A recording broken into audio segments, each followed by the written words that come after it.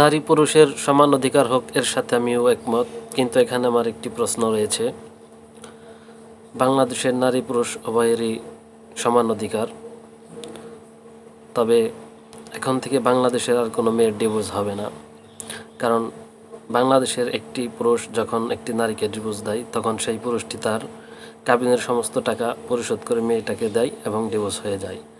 ঠিক তেমনি একটি মেয়ে যখন একটি ছেলেকে ডিভোর্স দিবে, বা একটি নারী যখন একটি পুরুষকে ডিভোর্স দিবে, সেই নারী তার কাবিনের সমস্ত টাকা সেই পুরুষটাকে পরিশোধ করে দিবে।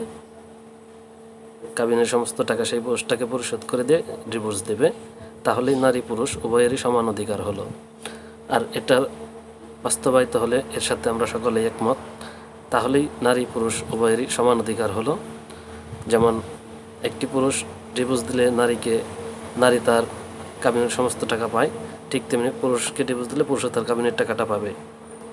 আর যখনই এইভাবে এই আইনটি প্রচলিত হবে, নারী পুরুষ সমান অধিকার, এবং পুরুষ ডিভোর্স দিলে মেয়েকে কাবিনের সমস্ত টাকা পরিশোধ করতে হয়, এবং